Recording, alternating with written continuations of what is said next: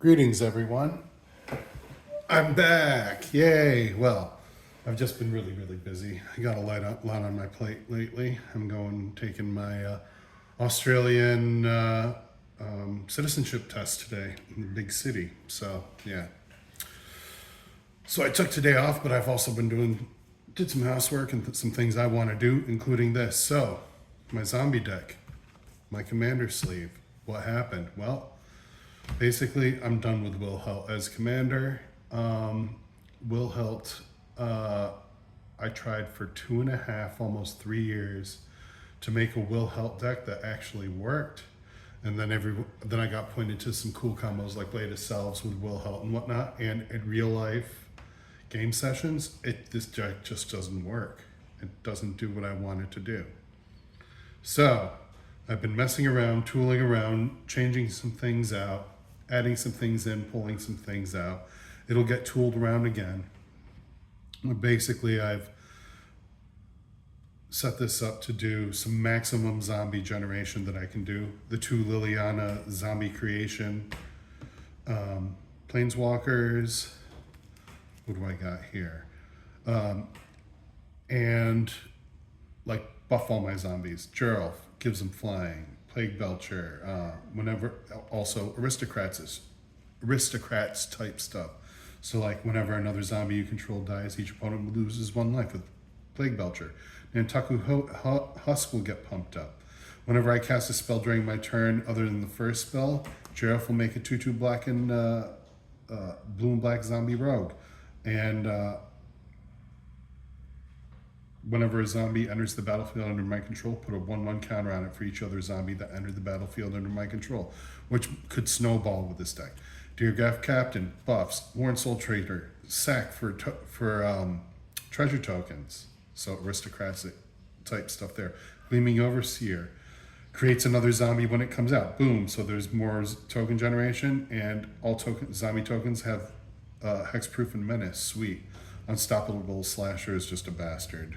He is. People go for him straight away. He's kind of a bait card, but if I can get through with him, friggin' awesome. Deargaff Colossus. If I've got, whenever I cast a zombie spell, create a zombie token, and it comes into play with 1/1 counter on it for each zombie. So if he comes out late game, nice. Headless Rider. Whenever another non-token zombie I control dies, create a zombie token. Him, I can just tap him with a blue and black, and he'll make a 1/1 blue black zombie wizard token with into play. And another awesome bit of this is I can tap 2 blue and 2 black, and target player loses X life and puts the top X cards of his or her library into his or her graveyard, where X is the number of zombies you control. So if I got a ton of zombies, I can mill someone out. Word of the Accursed. +1/+1, Death Baron, +1/+1, and Death Touch. And I can give Menace with this if I need to. So here we've got, and so I've got 3 piles basically for my creatures. I always do. These are my 1 casting cost or less creatures. 0 casting cost creatures, pretty rare unless they're Thopters. 2 or less. 2 or less, that's what I meant to say. These are 3 casting cost creatures in the middle pile. They're middle of the road. They don't take a lot, but it's still 3's a fair bit. And these are the big boys. These are 4 casting cost or bigger. So, Eternal Skylord. When this creature enters, amass zombies 2. Zombie tokens you control have flying. So, again, can do flying. I decided to throw Roaming Throne in here because he's just badass with zombies, vampires, whatever.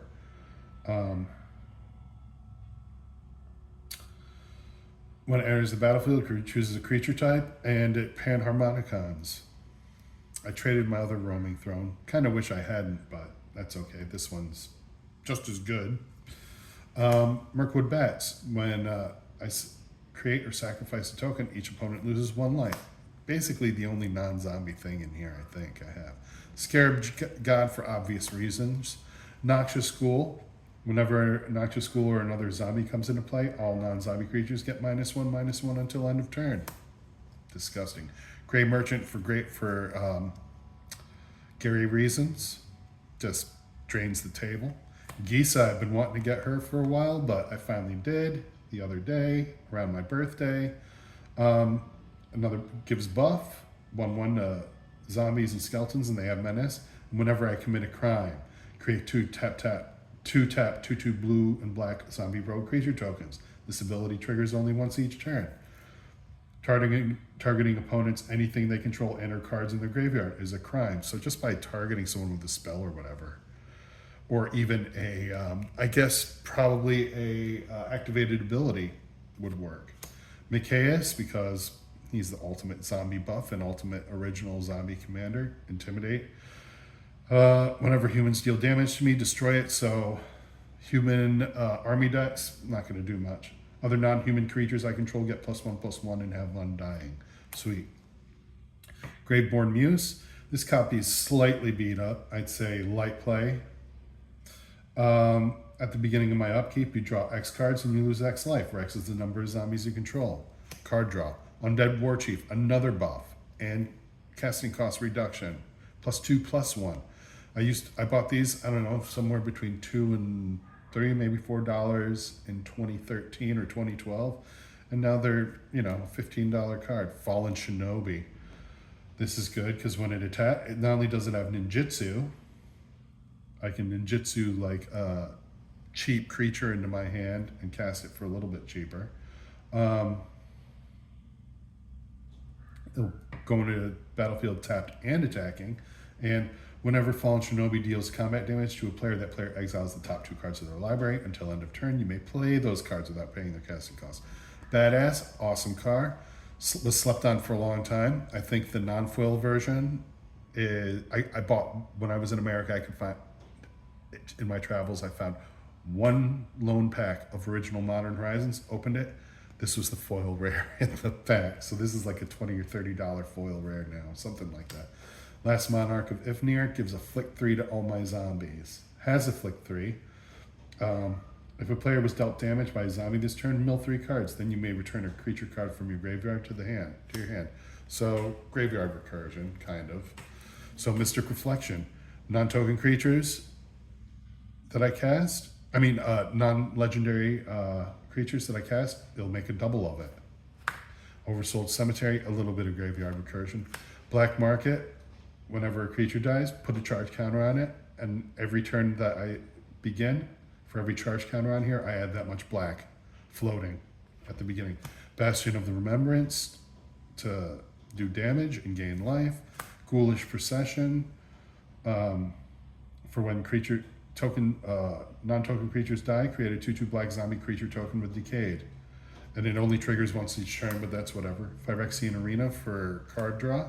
Call of the Grave as a one-sided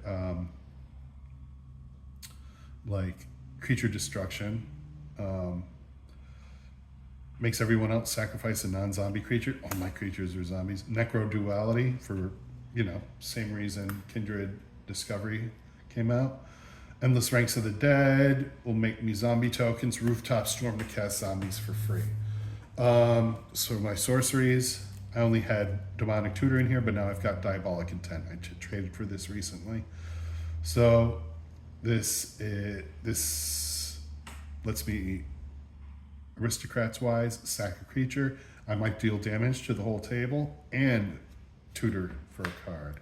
Toxic Deluge gets around indestructibility, hexproof, that sort of thing. So yeah. Exsanguinate, drain the whole table. That could be a win con. I've had it be a win con before. Demonic Tutor. No need to explain there. Zombie Apocalypse. Return all zombie creature cards from the graveyard to the battlefield tapped, then destroy all humans. Rise of the Dark Realms. Same thing, only for everyone's graveyard. Except destroying humans. And Afterlife from the Loam. I can delve this. And I probably won't use the delve because delve fucking sucks and involves exiling instead of milling. For each player, choose up to 1 target creature card in that player's graveyard. Put those cards into the battlefield under your control. There's zombies in addition to the other types. Nice little fun card. Perfect for this deck. I've got a typist counterspell called Rewind in here. So when I cast it, it's costs 2 colorless and 2 blue, yes. Counter target spell, but untap up to 4 lands. So it's basically for free if I get it off. Hero's Downfall, destroy target creature or planeswalker, covers all my bases. Lazotep Plating, a really shitty version of Heroic Intervention or Teferi's Protection for blue. Normal counterspell, and of course Dark Ritual for ramp. I've got my artifacts, I've got Ashnod's Altar to enable, I guess, infinite combos if you want to go that route, but also it's an Aristocrats type deal. Banner of Kinship, it buffs everything. Comes into play with a fellowship counter on it for each creature you control of the chosen type. So you kind of want it to come into play late game sometimes. Creatures who control the chosen type gets 1/1 for each fellowship counter on it. So I've got 10 zombies out. I play this, boom. All my zombies get +10/+10. Lotus Petal for additional ramp and color fixing. Talisman is Dominance, ramp. Soul Ring, ramp. Bantu Monument, ramp. And Aristocrats. It does like Bastion of Remembrance. And Arcane Signet, ramp. Like I said, for my 1/1s, Shambling Ghast, when it dies, target creature and opponent control can get 1/1, or I can create a treasure token. So, Aristocrats, ramp. Champion of the Parish, Carrion Feeder, Aristocrats, Gravecrawler, Infinite Combos, Crypt Breakers, just a 1/1.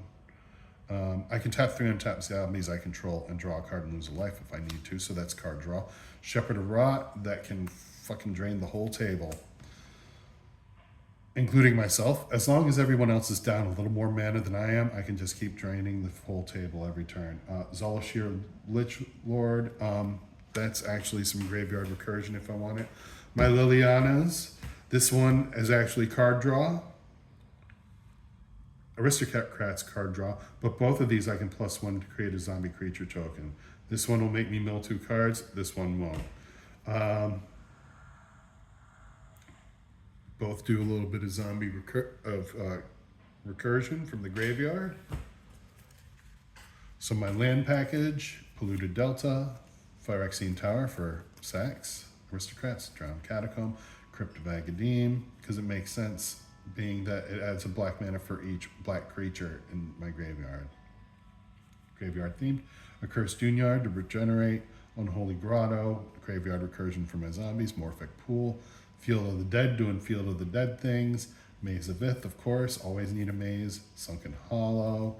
Urborg, makes everything a dual land. Command Tower.